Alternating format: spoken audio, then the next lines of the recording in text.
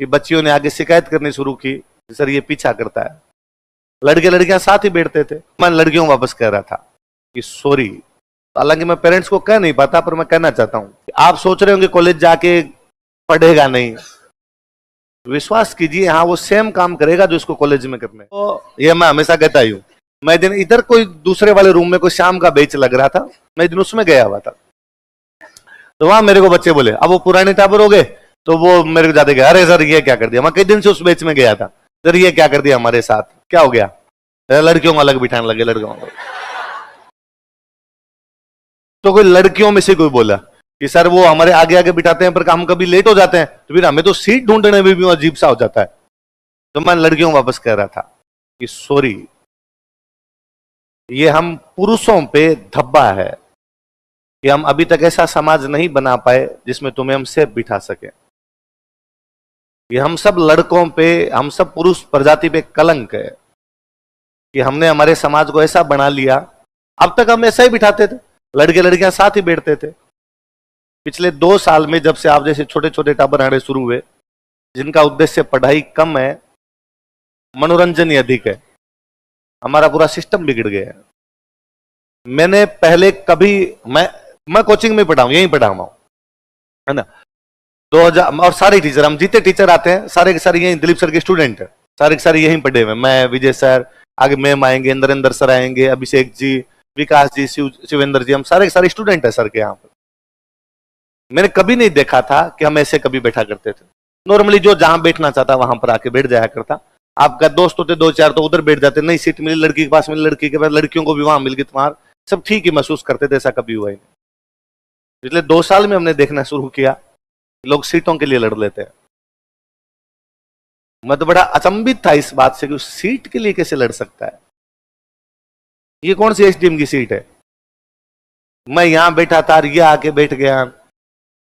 पिछले 2 साल से हमने ये सुनना शुरू किया कि बच्चियों ने आगे शिकायत करनी शुरू की, सर ये पीछा करता है।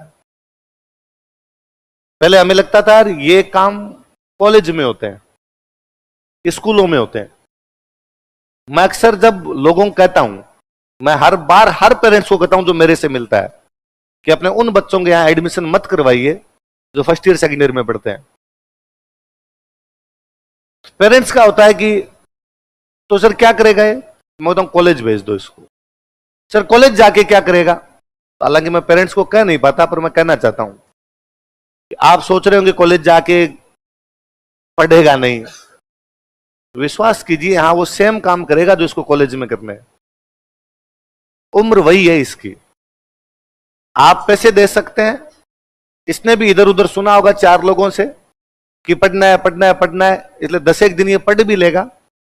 हमारा तो काम ही पढ़ाना, तो हम पढ़ा भी देंगे, पर इसके मन में हार्मोन्स वही रहेंगे। इसलिए मैंने पिछले 4 साल में या पिछले 3-4 साल में ये देखना शुरू किया कि यहां लड़के आपस में लड़ लेते हैं, बाहर दोस्त बुला के लड़ लेते हैं। ये कोई कोचिंग में कैसे कर सकता है। जबकि आपसे किसी से पूछा जाए कि तुम्हारा उद्देश्य क्या है, तो आप सारे कहते हो कि सर आरएस बनना है, सर मैं आईएएस बनना है। मैं कहता हूं जितने आज तक लड़े हैं ना कभी कोचिंग में, तो शुरू शुरू में हम समझाते थे यार नहीं लड़ना चाहिए। फिर पता चला यार कोई बाहर से 5 चवन्नों को बुला के लेके आ गया, खुद तो चवन्ना था ही, 5 लीचड़ बाहर से और लाया और किसी टाबर के साथ मारपीट कर ली। तो महेश नगर थाने वाले, पीछे सिपरापत थाने वाले, ये जानकारी है। तो हम नॉर्मल सा उनको कहते हैं आ जाओ, एक सही आ रखा है तुम्हारे लिए मामला। थोड़ा एक लाइन चलती है ना उस पुलिस वाले पे, जिंदगी भर एग्जाम देने लायक ही नहीं है। आरएस आईएएस छोड़िए, एग्जाम में नहीं बैठने देंगे। ये पिछले 4 साल की हकीकत है। ये सेपरेशन छोड़ो, जिस प्रकार से लड़कों तुम्हारी बुद्धि है ना, मुझे लगता है लड़कियों को कहना पड़ेगा बुरके में हो, इधर ताड़ना पड़ेगा, यूं अलग से सेपरेशन करना पड़ेगा कि टेंट बनाया जाए, लड़कियां अलग बैठे तुम अलग बैठो। खुद को सुधारिए। हम तो ऐसा कतई नहीं कर सकते कि हम हमारी बहन बेटियों को इस प्रकार से कोई टॉर्चर करना शुरू कर दे। मैं ये नहीं कहूं कि भाई लड़कों की सारी गलतियां हैं, तो लड़कियां भी गलत रही होगी, पर फिर भी 90% अपनी है। इसलिए सेपरेशन है, इसके अतिरिक्त कुछ ही नहीं है। यदि कोई आप 4 लड़कों के बीच में बैठ के कोई लड़की सेफ फील नहीं करती है तो ये ढकनी में नाक डबो के मरने जैसा है, इसके अलावा कुछ ही नहीं। यदि कोई लड़की, कई बार होता है क्या, जब अलग अलग बैठते हैं कि पीछे कोई लड़की आगे बैठ गई, तो कई बच्चियों ने तो उनसे तो मेरे क्या बोले, मैं उनसे सबसे 10-12 साल बड़ा हूं, जरा आपसे तो बताया नहीं जाता, उनको पता आगे लड़की बैठी है, उसके बावजूद वो पीछे ऐसी अजीब अजीब बातें करते हैं जो सुनी भी नहीं जा सकती। फिर कैसे बिठाया जाए बीच में? अंदर टटोलिए, बुरा जो देखन मैं चलान, बुरा न मिलिया कोई, जो दिल देखा अपना मुझसे बुरा ना। हम यही नहीं करना चाहते। इसलिए मैं फिर कहता हूं, इन कोचिंग का उद्देश्य, इस पढ़ाई का उद्देश्य तब तक नहीं निकलेगा जब तक आचरण ना सुधरे।